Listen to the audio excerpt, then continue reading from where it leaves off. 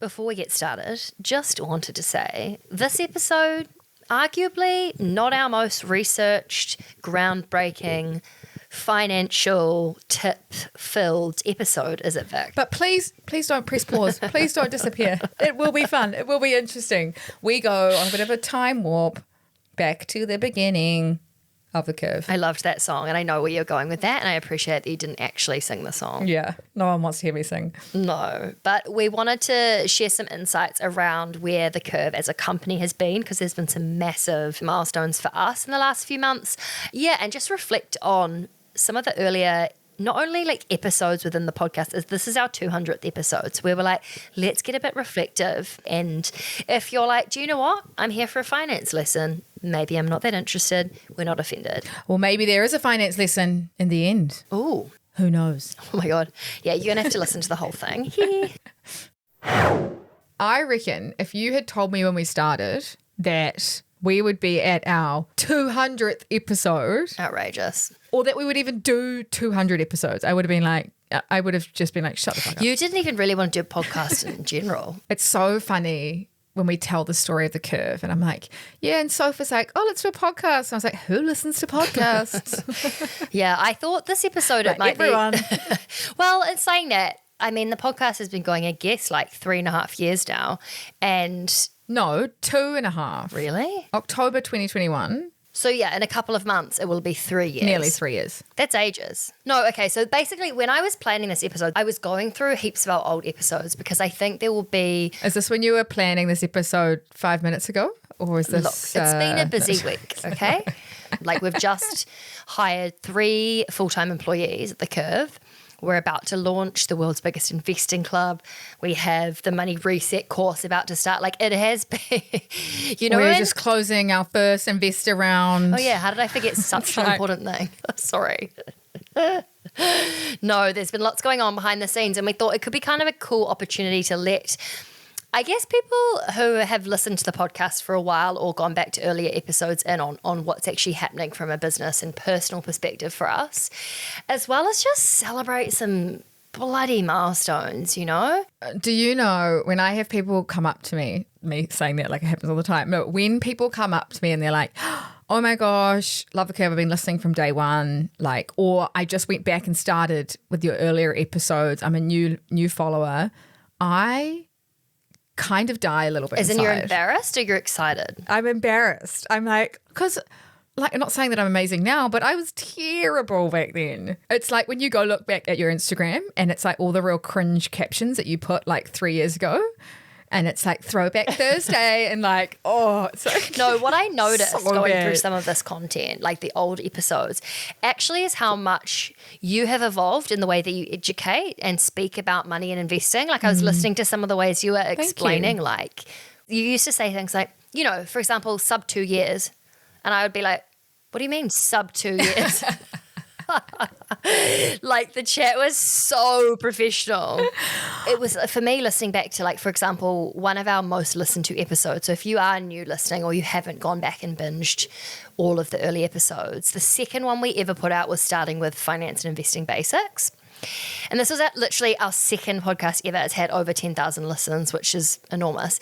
And I was like listing out what we speak about, and it's like risk and return, which now I know is like the amount that you make and trying to, you know, minimize what you could lose by investing in something that goes down. But even like the idea of compound interest and the idea that it's literally just you have to keep your money in there for longer, like that is the biggest secret.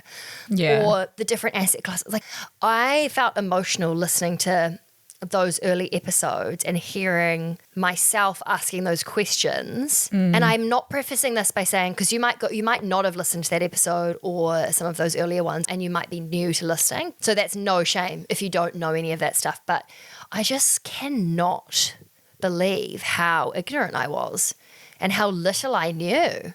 Like it blows my mind. Anyway, let's just like play a little bit of that now. There's companies that are way more risky than others. A supermarket, for example, you know, pretty kind of defensive. People are going to continue to shop at a supermarket. Everyone needs toilet paper, especially in COVID. Exactly. It's a staple, it's a necessity. Versus the likes of kind of like a biotech company where the uncertainty of a drug becoming successful we have no insight into that.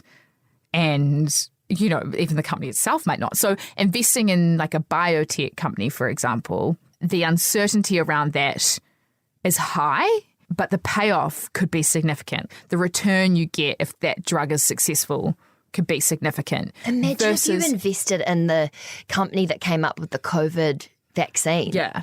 Yeah, but versus a supermarket where you're probably just going to, your returns are going to chug along. You're probably going to get maybe 5% return depending on which supermarket. But there's less uncertainty. So therefore your return is lower because your risk is lower. So it completely depends on what you invest in. But yeah, usually high return means high risk. I feel like I've come up with a really good example in case people are still not sure what you're talking about. If you go to the horse racing, which I hope not that many people do anymore, but say you bet on horses and you're betting on like Misty Star, who's won 10 years in a row, or you bet on, I don't know, Floppy Joe, who's never won a race in his life. If Floppy Joe wins, Floppy Joe, what a name, but say he wins, and there's probably very few people who would have betted on him, right? Yeah. So then if he actually wins, you have there's way more pool of money to share, and therefore it's going to be a higher reward, right? Rather than just going for like the safe option. Your payoff or the odds of Sloppy Joe winning I should have thought of something better. It's not on people's radar. They're not thinking about it. Therefore, when he does win, the return's way greater rather than everyone kind of piling into something Misty easy. Star. Misty Star. I'm glad you remembered their names. Yeah, I know. Well done. Oh my goodness. I'm like embarrassed for younger me. It also makes me worried. Like in 3 years' time, I can look back on what I'm saying now and be like, oh gosh, I think you just keep growing and iterating and getting better. But gosh, sorry. No, everyone. I don't think apologise. Actually, what I wanted to highlight is a couple of these episodes that are the most listened to. They're the most listened to for a reason because people need the basics. So I wanted to just say, if you have listened for ages and you're like, yeah, I get investing, I get all that stuff, but you have friends or family or people that haven't heard the secret of investing and being better with money, and the fact that this is not just for guys, actually girls can be really great at investing too, then send some of those earlier episodes to friends, to family, to your mum, because I think that you sometimes forget how far you've come learning, and that's definitely what I realised listening to some of those earlier episodes. Maybe we should do a revamped Back to Basics, a new and improved. Yeah, that's actually a really good idea. Yeah, love that. I can't even remember what I said in those. I can. But it'd be quite funny if you were like, okay, explain risk now and then how I explained it then. I think it would be like... It's so much more confusing. Yeah. So, okay, I'm actually going to play you. So this is a snippet from the 3rd episode where you're trying to explain the different asset classes, like as in stocks, bonds, blah, blah, blah. I'm just going to play it. But in terms of the risk-return spectrum that we're kind of talking about with these asset classes, you've got cash on the left, then you've got bonds, then you've got property, and then you've got shares on the right-hand side. I mean, we could talk for hours on this part.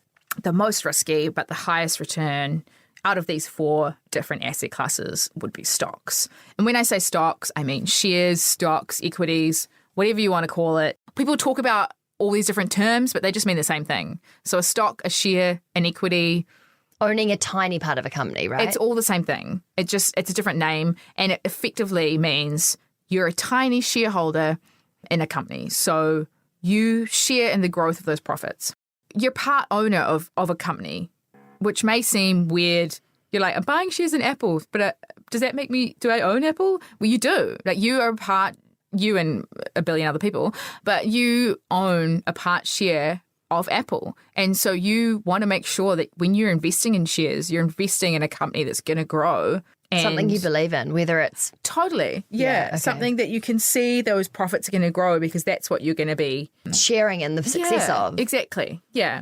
I love the way you explained that you're sharing in the profits of something. It kind of makes sense why you own it, and therefore you're sharing in the money that they also make. Yeah. And something maybe a bit closer to home. It's like if you invested in your friend's fashion label, you were investing in them because you could see it would you could see the success it's going to have. You believe in that success and the profits that are going to come from that, and you want to be a part of that story. And that's effectively what everyone's doing every day in the stock market. They're investing in companies they believe will grow and that they can share in those profits. You can also start investing with nothing. Like, you don't need... You could do $5 towards something, Totally. right? Whereas investing in property, you need like 200,000. It's like, and Which that's is crazy. That's like pretty unobtainable for a lot of people. So the fact that you can invest, you can be a shareholder for as little as $5, $10, $50 is pretty cool. But then I guess you're right in terms of the vitality of that. You can also lose all of that immediately. Yes, so yeah, that's and why it's the riskiest. That's right? why it's the riskiest, is because coming back to that liquidity argument, with shares that they're priced daily, that they move up and down, sometimes a lot. Like, if we looked at what happened at COVID when the market fell 30%, a lot of people, that's a huge loss for a lot of people. And that's the risk you're kind of taking when you're investing in stocks, is that you can lose kind of 100%. Obviously, different companies have different levels of risk. Like, we came back to the biotech example and the supermarket example. But at the end of the day, there is a lot of volatility and a lot of risk and a lot of uncertainty when it comes to investing in stocks. But you, on average... But we're the surgeon, right? You're the surgeon in that scenario. On average, you're compensated for that return in the long run. And that return comes in the form of similar property. You get the change in the price, which is the growth. So, i.e., you bought a stock for $1 and then by the time you sell it, it's $1.20 or something. Yeah. But with a lot of companies, you can also get a dividend, which is kind of like rental income. I didn't even realise that. Yeah. From stocks. So they can pay you on top of that price difference. So, so you can get dividends and you can get the price gain. So income and growth is kind of what we call it. Which is we'll similar. go into more detail with this in another podcast, right? Exactly. Because my brain's starting to hurt. Yeah, so you've got cash, then bonds, then property, then stocks.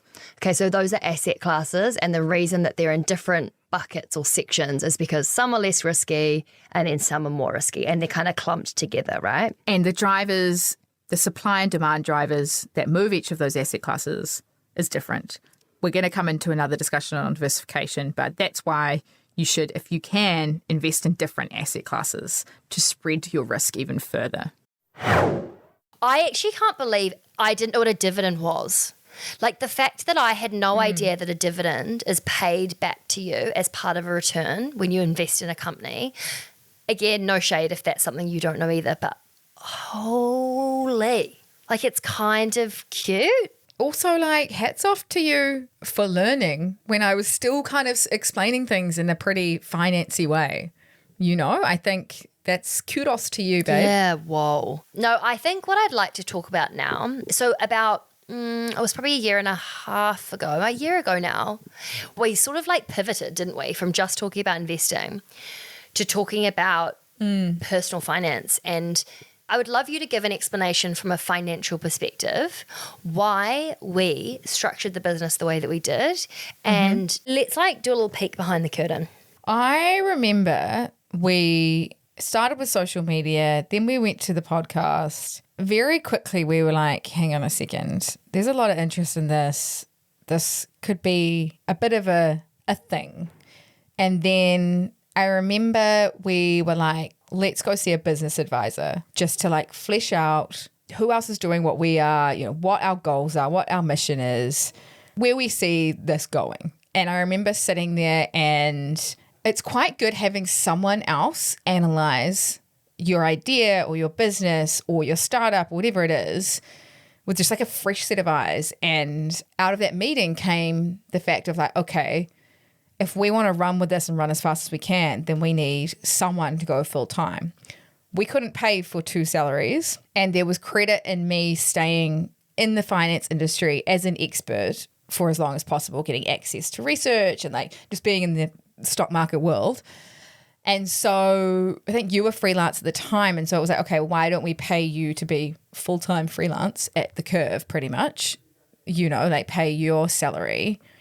And we put some bloody audacious goals in there in terms of sponsorship for the podcast. And you've hit all of them. Oh my God. I even remember at that point, I remember leaving the meeting. I was actually living with you at the time because it was during lockdown. We were driving home and I just remember you were like, oh, this is great. This is great. And like really excited and just like, stunning.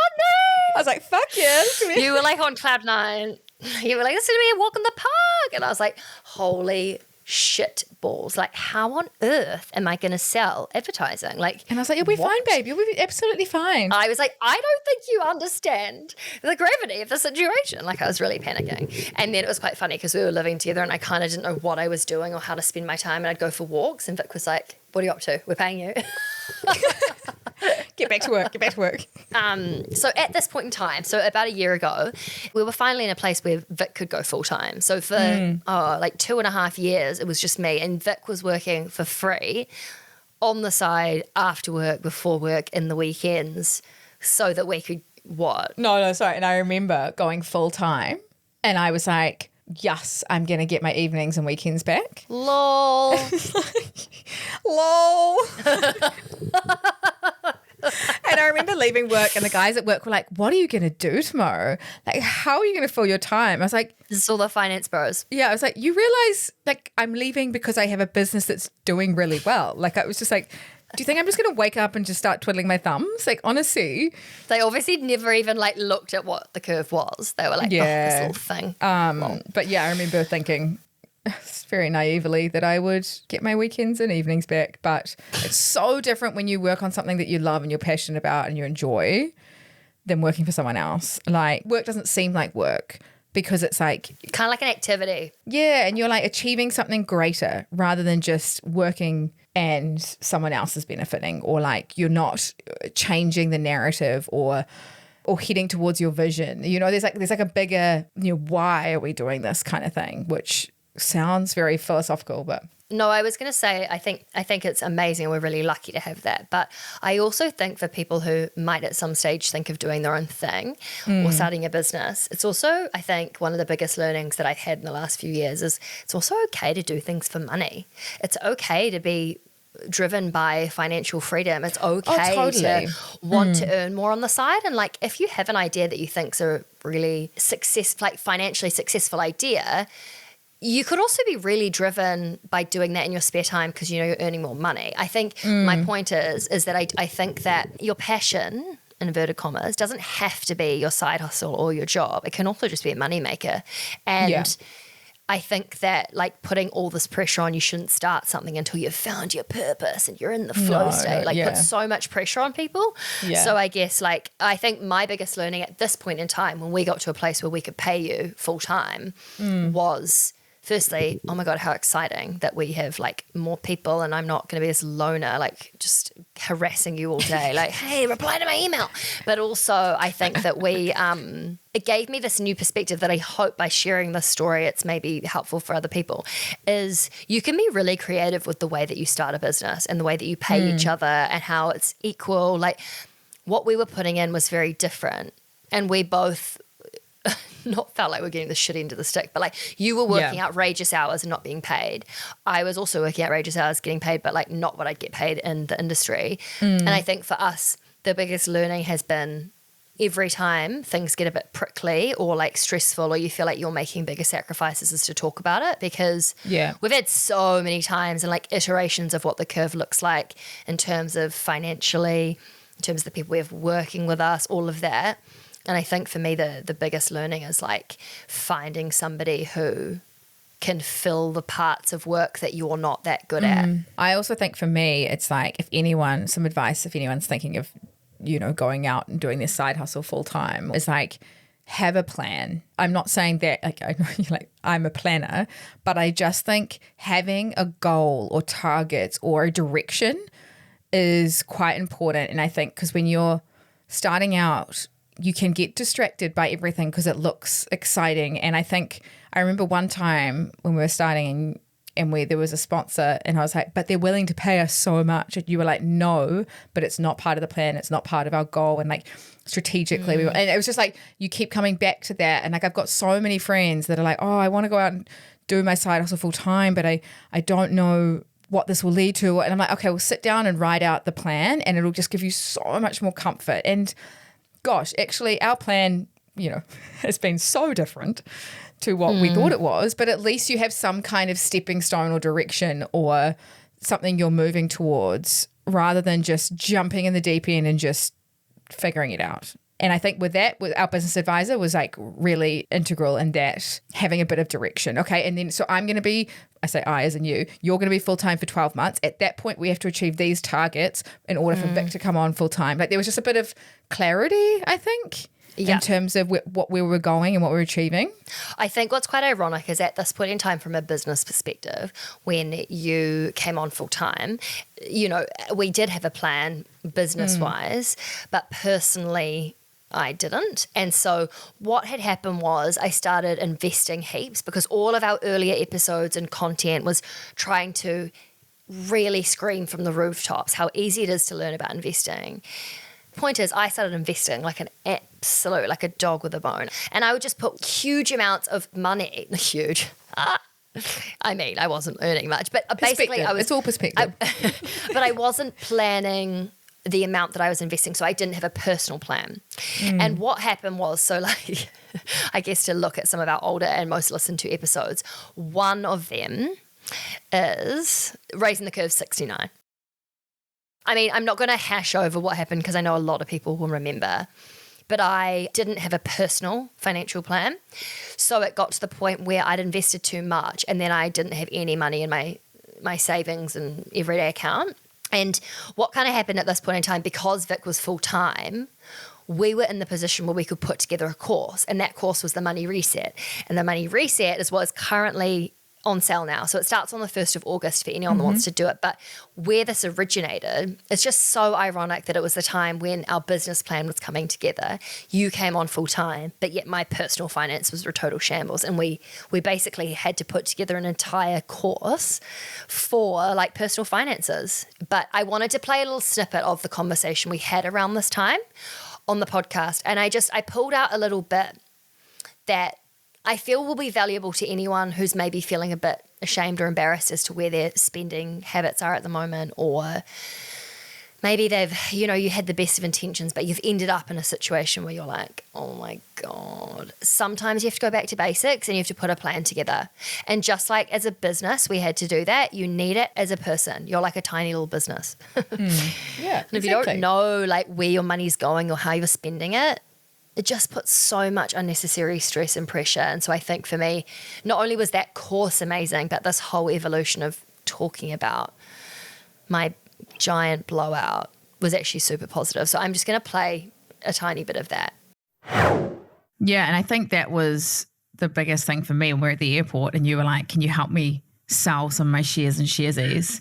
Well, because I didn't even know what to sell. I'd never sold them before. Yeah, and I saw your account and I was kind of like, what are you complaining about? I was like, oh my gosh. I was like, girl, you've got money. You know, like I wasn't, sorry, that sounds unsympathetic because you were literally had no money in your bank account. But I was like, and this whole conversation as well, it's like there's a lot of people listening that are probably like, I don't even have money in shares that I can tap into or liquid money that I'd be able to access. It's, you know, like you said, it might be tied up in property or things you can't access quickly when you need it. And this is why we always harp on about having money in an emergency fund, because there will be dire times like this throughout a lot of people's lives where you need to access money quickly, whether it's a trip for Sicily or whether it's a root canal or anything. Firstly, I appreciate you being honest and being like, you have money, because I didn't think that. I honestly didn't think that, because we've been harping on about investing for the long term, invest for 5, 10, 20, 30 years. So in my mind, because I'm an extreme person, I put that money in there genuinely not planning on touching it for 20 years. What I've invested in are like long-term investments. They're things that I believe in and I want to leave. I'm not planning on taking that money out in 6 months. That's not how you've taught me to invest. Yes, yeah. And so in my mind, I didn't have any money because I was trying to train my mindset to be like, pretend that that's not yours, because it's otherwise I'm going to constantly dip into it like I did with my emergency fund for non-emergencies. And I think that's great. The fact that you have that mindset is so good, because you shouldn't. I mean, it's easy to say that, but you know, life throws us lemons sometimes, and we do need to dip into our investments, but having that mindset. And it's really important to be strict with yourself. Yeah, maybe Sicily wasn't a time to dip into your investments. It wasn't. But this is why we say have emergency funds, because then you don't feel as guilty. And like the flip side of that is, what if your investments, like hats off to you, your investments have done fantastically well. We're going to get there in a second. I'm going to have a moment of being proud of myself. Yes, but yeah, what if you didn't have an Ella to text? What if you didn't have parents to call? Parents, Sheezy's account. And I think this whole conversation comes back to planning and having a plan and process, because we could have avoided the situation. I love that you say we. That's so cute. We could have avoided, all three of us could have avoided the situation and future situations that might arise if we have a plan in place and we know, okay, look, I'm going to London, I'm going to Sicily, I am going on any holiday, or, you know, and I need this amount of money. Okay, let's work backwards and figure out how much do I need to save in order to have that. And I think this is how you live your life in general is, you know, me personally? Yeah. Or? Okay. I think it's like, I'm scared for what you're about to say. No, it's just like very like you work in a different way. You know, I'm very much a planner, and I like systems and I like schedules, and I'm very boring and I'm very financy. Yeah. Whereas you are the complete opposite in every single way, and that's why I love you. And that permeates into our behaviors around money. And I think it's like to avoid these kind of situations, maybe there's parts of our behavior when it comes to money that could be improved or changed. But I think you almost need to have a moment like this to realize, okay, now I need to change. Do you know what I mean? It's kind of, you need to go up Schitt's Creek to realize. Yeah. Oh, I've sunk. I'm at the bottom of Schitt's Creek. I'm like, help I'm on me Schitt's out. waterfall. I am going down. No. Vic, what do you reckon? Because I've often thought about the relationship that I have with money, and like just in my journaling, reflecting on what my parents did or didn't reveal to me about money, and that, you know, money in our household was like this kind of, I don't know, it was just always a really tension-filled conversation or whatever.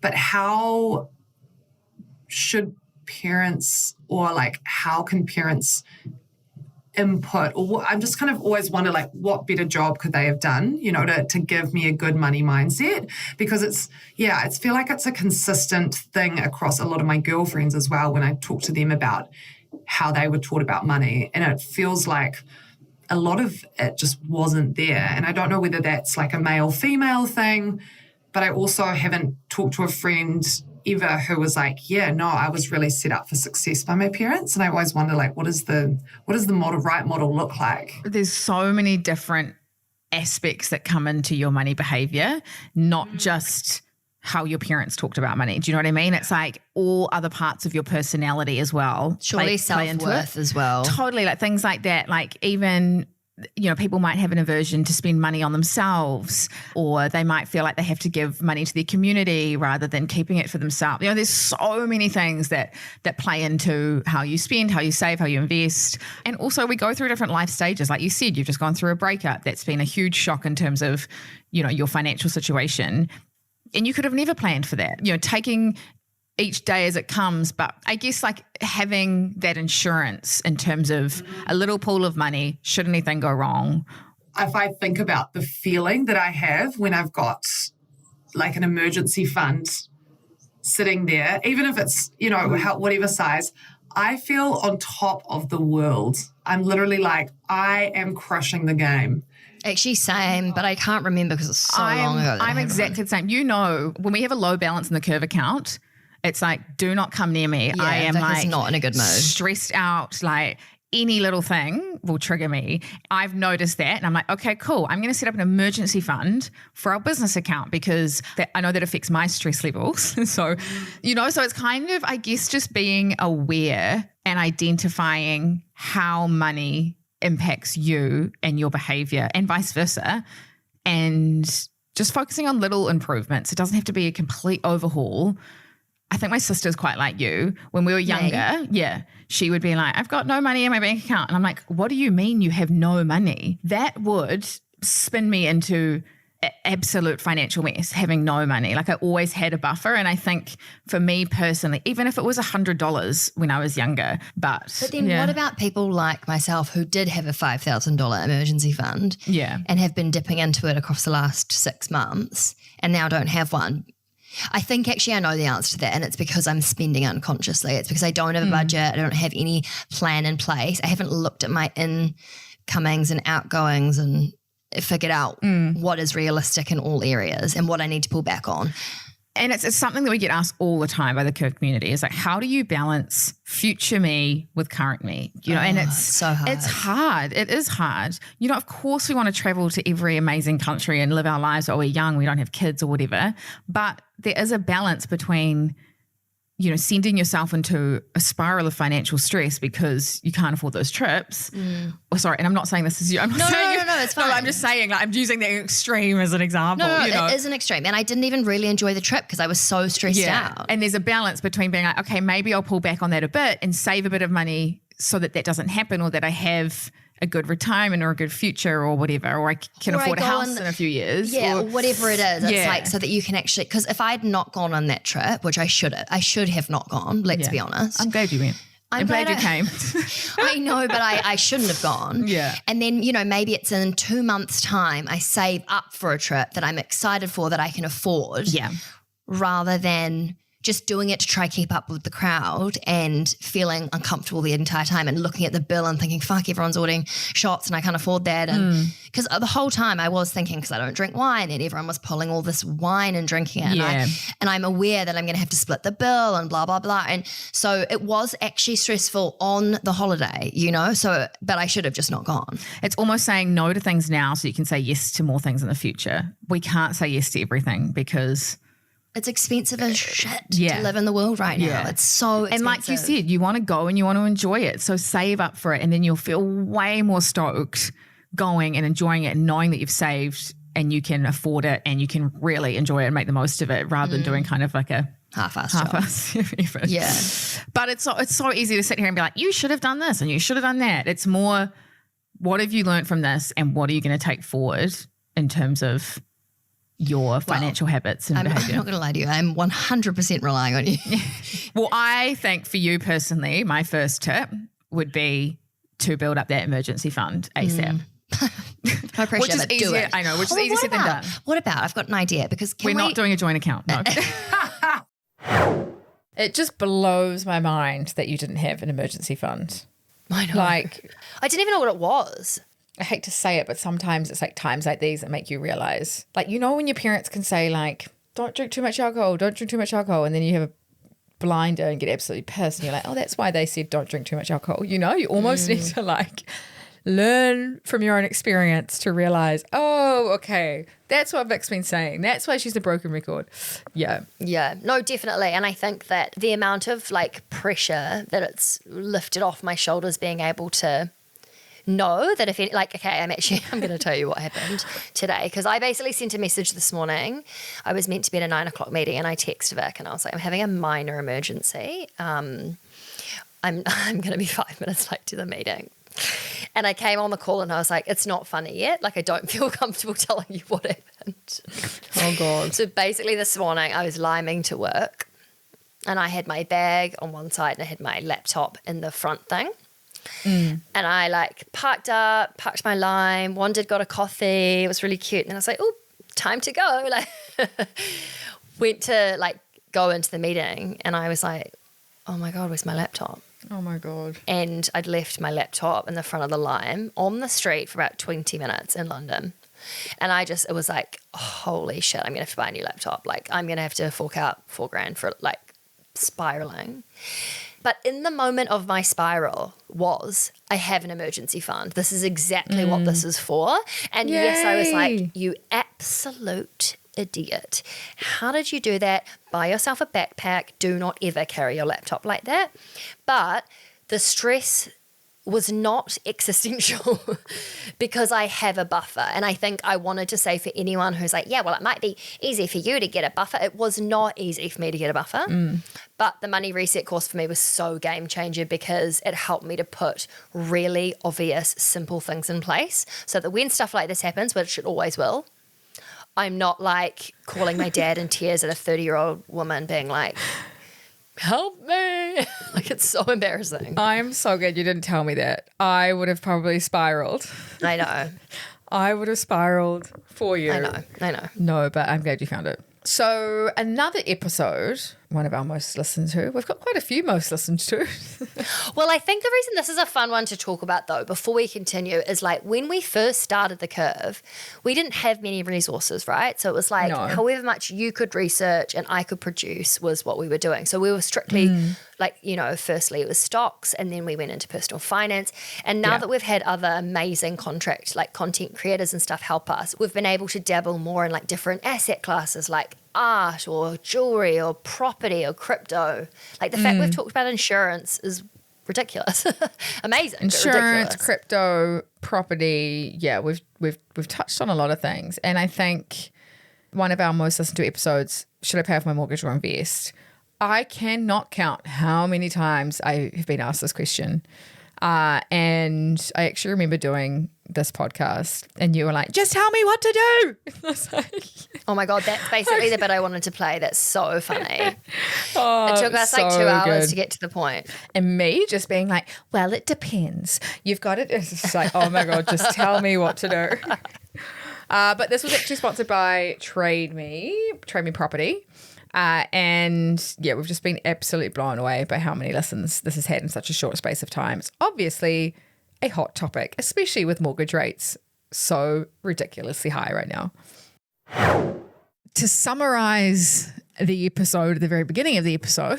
Was that a good idea? No, I don't. Yeah, should we just drag it out to the very last minute? We'll make this a 4-hour episode. I mean, we have been talking for ages and we haven't even really explained anything, so maybe and we that's should. a wrap. Thanks, everyone. Part 2 coming next week. Yeah, no, but investing your money only really makes sense if you can earn more on your investments after tax than your mortgage rate. So if your mortgage rate is 7%, and you reckon you can earn more on your investments, then it makes sense to invest that money because you're making a higher return on it. Can we break that down? No, wait, hold on. Before we move on to the caveat though, can you maybe give me a diagram or a really little numbered example? Because if you're walking or you're doing something, I think it might need to be, for me, I'm sitting here staring at you and I'm still like. The thing with investing is there is no real guaranteed return, whereas what you pay at a mortgage rate is pretty guaranteed. If your interest rate is that you're paying is 7%, whether it's fixed or floating, which we can get into as well, but usually the bank will be like, okay, for a set period of time, you have to pay 7% per year, which you know is a set dollar amount that comes out each month that you have to pay. The bit where it gets tricky is that when you invest, there's no guarantee, particularly if you invest in stocks. We say on average you can get 10% return per year over the long term, but that could be negative 2% one year. It could be positive 15% one year. So that's where it's hard to give a definitive answer of what's best. Because on one side you have a fixed amount that you can be like, well, you know that you're going to be saving X amount by paying off whatever. Yeah. But the stock market is up and down, up and down. Yeah. So that's where it gets tricky. So some people might be like, you know what, I'm willing to take the risk and invest that extra money and invest it for the long term where I know that the return will most likely be about 10%.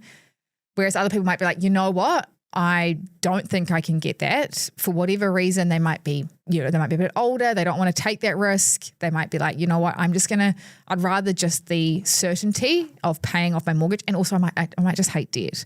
Like I'm quite debt averse. I would rather.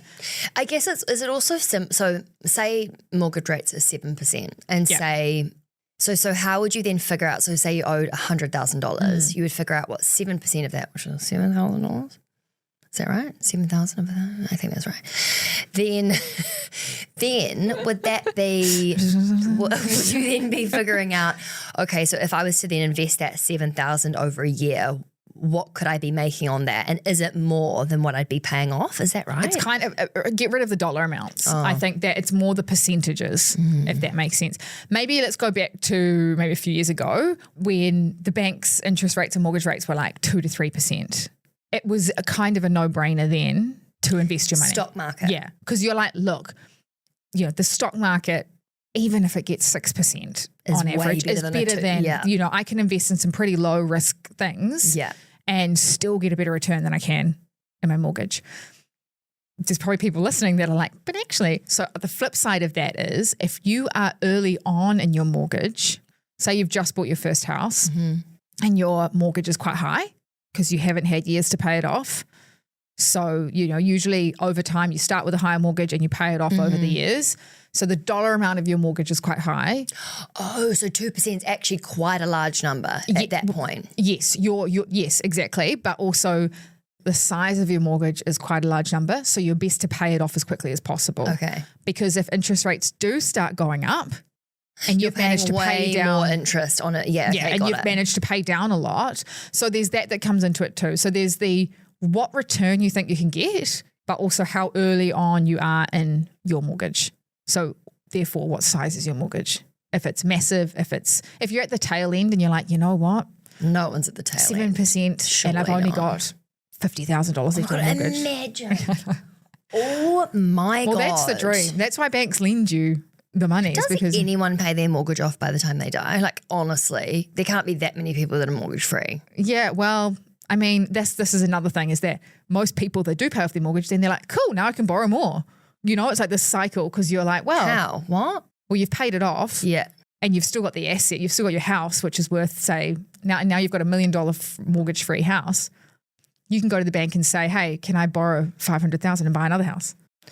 So this is the ladder thing. This is the whole, So it's like, people with money get richer, or like it's the idea that money makes money, whatever that saying is, yeah.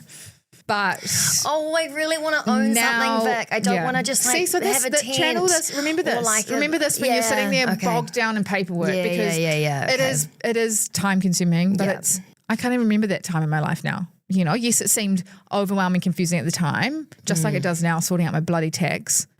But I'm like, you know what? I'm going to be better for it. Oh, yeah, the tax. Let's not say the T word. Yeah, shit. Anyway, okay, so that's actually a good idea, though. Like when you start to be like, I don't want to learn about investing. This is boring, or this is overwhelming, or I don't want to do my paperwork.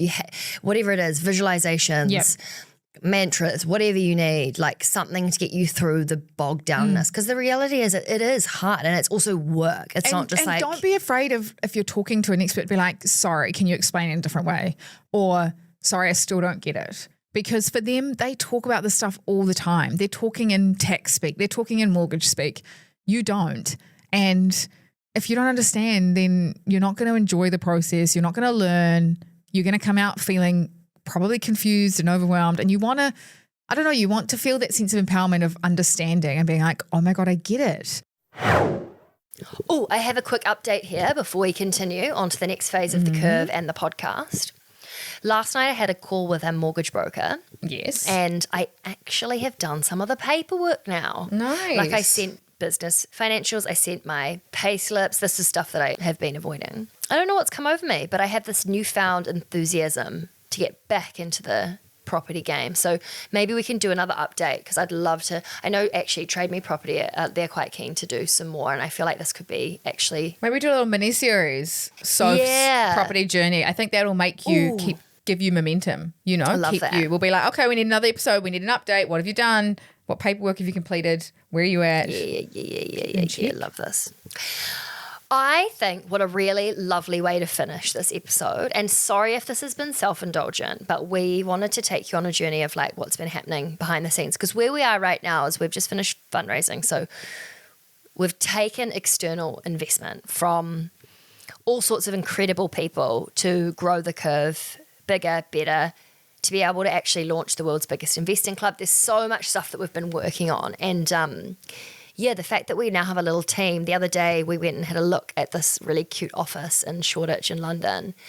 And we were standing in this empty office and I was looking around just like, this is absolutely outrageous that, we were so unaware of what we were embarking on, or the fact that this would actually impact so many people's lives. And the fact that we're getting a cool office space with our amazing employees, there's like 6 of us now, like it's definitely a moment to, I think, celebrate with ourselves, but also massively with everyone who's listened to this podcast. Because if you hadn't listened to 200 hours of us rambling on, trying to educate and help close the investing gap. Like I love this thing actually, Sim from Girls That Invest says, she says, never self-made, always community made. And I just think that's so true, particularly for us. Like everyone who shares this content and listens and gives us their, intimate stories of their financial situations is like the only reason that we can keep going. So yeah, thank you for listening all the times you've listened.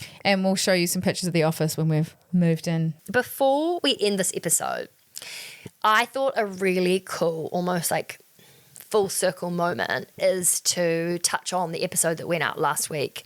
We spoke to Olive and Emma Pickering. So Olive's 4 and her mum Emma. Oh, she's so cute. Emma's been listening to the podcast and her daughter Olive has been listening and started to become curious about what investing is and learning about money. And we got the most gorgeous email from Emma just saying, thank you for helping me talk to my 4-year-old about money. And I was just laughing before. I was like, actually, let's just play a little snippet. Okay, Olive, do you have some of your own money? Oh, right there. Okay. What do you do with your money? We spend some, we save some, and we stock some. And where do you get money from to go in there? The bank and Nanny and Grandpa. And so when you get money from them and we take the money out of your money box, we put some into your... My purse. And then we put some into the... Bank.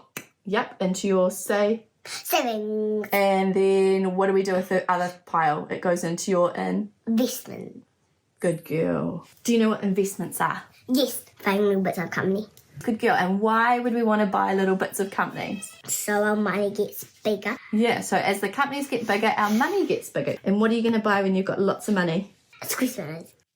And that's all I'm trying to do with the kids, really, with Olive, is to teach her that it is that it's second nature to her, so that she doesn't have to think about it in the future. And I don't know if it'll work. I don't know if her little exuberant personality is going to track the same organised way that mine does. But if I can try and with real consistency of effort get her to a place where that's just what we do, then hopefully she'll be in a better space than I was as a young person. I just can't believe that a 4-year-old knows more about investing than I did at 30 years old. Like, that's kind of, for me, a bit of a whoa. I reckon she's one to watch. And I reckon Yes, same. fast forward like 10 years, 20 years, she's going to be this like oracle, the next Warren Buffett. I was about to say, do you think she'll be like the Warren Buffett or something? Yeah. The Wendy Buffett. We should send a little clip to old Wazza and see if he is like, oh my God, how cute would that be if Warren chatted to Olive? Stop. Oh my God, I would be there. So I'd cute. definitely, yeah, I'd be like, hey. I'd You'd be the inside. embarrassing fangirl. Hey, Warren. Hey. Before we finish, I wanted to just say we have created a new email account, which is called helloatthecurveplatform.com. We're going to put it in the show notes of the podcast. But, just thinking big blue sky, looking to the next 200 episodes, it'd be really amazing if you're like, gosh, I'd love to hear or learn more about this. Feel free to send us an email because we are in planning mode and we want to make sure that the next 200 episodes are just as educational as, hopefully the last 200 have been. And any idea would be awesome. But I don't want to talk about tax. Oh my God, yeah. Vic hates tax. We might need to just get an expert. I think that Yeah, every let's- time I'm let's- like, let's- oh, babe, this message came in. Someone wants us to talk about tax. She's like, I am happy to contract that one out. I'm trying to make finance fun, trying to make tax fun. That is hard work. yeah, fair. Sorry, any tax accountants, tax lawyers. Yep. I want to round this out, Soph, with like, what is the thing over the last 200 episodes, the last kind of 3 and a bit years, what's the biggest thing you're proud of that you've achieved or learnt about your own relationship with money, business, career? I guess a bit of like self-discovery. Oh my God, that's huge. Holy shit. The suspense. Hand on heart. Yeah, sorry, I know. But I don't want this to be like not truthful. I never, ever, ever thought that I was talented enough or smart enough to ever be someone who, in inverted commas, was good with money. And I'm not saying I feel like I'm good with money. I still have blowouts, but I think what I've learned is even you don't feel like you're good with money, and you're a finance expert. And there's so much to be said for knowledge being power. And my God, the amount that I've learned and the confidence that it has given me to know that I can do whatever I want in my life, career-wise, with my time. I would never, ever, doesn't matter how many jobs I had or how many amazing bosses I had, unless I'd had access to this information, all of that would be irrelevant. Because you can work so hard on a salary and be getting your $2,500 pay rise every year.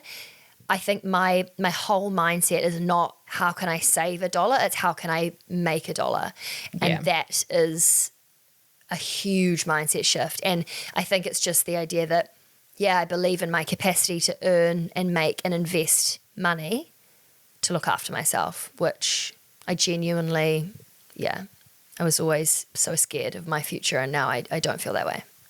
And 3 years is so short in the scheme of things. The fact that you have learnt and improved your financial situation in that space of time, that is so quick in the scheme of things. If you think of your entire life, and I don't know, I just feel like a lot of people think they can't learn this, or it takes a lot of time, or it takes a lot of effort, or it's not for them, or it's not a world that they ever see themselves. But it's like, I think you're a walking example of that is so not true, that this is a world for everyone. It should be a world for everyone. And I hope that if you have listened to any of the last 200 episodes, you are starting to realize that it is a world for you. It's a world for everyone. And I think 2 things. Thank you for taking a massive pay cut and for taking a step into the unknown, which I know for you is a fucking scary thing to do. And start a business and do it with me. And also, I think, oh my God, I don't want to cry. It's just like, shut up, Sophie. I'm going to just stop. But I want to ask the reverse to you. Have you, in the last 200 episodes, learnt more in regards to your money and the way you interact with money and the way that you invest differently to when you were a full-time employee in the finance space? 100%. 100%. I think the biggest learning for me when it comes to money and just like through the curve and educating is how ingrained our money stories and behaviors and habits are from when we're younger. Like, I don't think I unpacked all of that. I don't think I understood all of that as much as I do now. And that's not to say we can't change that at all. It's an understanding, and it's like getting to the root of why you might be spending so much, why you might be bad with money, why you might be investing too much. Right? It's like there's so many things. I think it's just having that understanding and changing what you want to change and being aware of it and having that awareness. That's probably one of the biggest learning experiences for me. And from a personal level, I think it's also, and probably more of a business level as well, like we're more resilient than we think we are as humans. We need to give ourselves credit that if we've got the knowledge and the tools and the people around us, like we can kind of achieve, sounds cliche, but like we can achieve, things we might not have thought we could. And I think, there will be setbacks in life. There will be times when you put in really good money habits and then, or like you have an emergency and you need to use your emergency fund. But I think, you're more resilient than you think. And if you put the tools in place, it can be a much less stressful future money-wise. Yes. I also want to challenge everyone listening, just in the spirit of the 200th episode, someone that is averse to money or like has never really opened that can of worms, because let's be honest, we all are until a certain point, right? Like it takes some kind of emotional event to be like, okay, I'm going to learn more. Send them an early episode that you think that they'll find fun and see if they resonate. Be like, I think you need to listen to this. It's really fun. Yeah. Because I do think that the idea of like listening to a podcast about money sounds absolutely boring and like snooze fest. But hopefully... We're fun, I promise. Yeah, well, I was about to say, hopefully it's like going for a run. All you got to do is put your shoes on. Yeah. Just press play on one episode, and maybe sending that to people who are not currently financially empowered could really change their life. Okay, I am probably at the time that this goes out, hopefully, lying on a beach in Italy. So, which I would not have been able to pay for Had it not been for the curve. So thank you all for my holiday. Thank you for being here. Oh, that's good.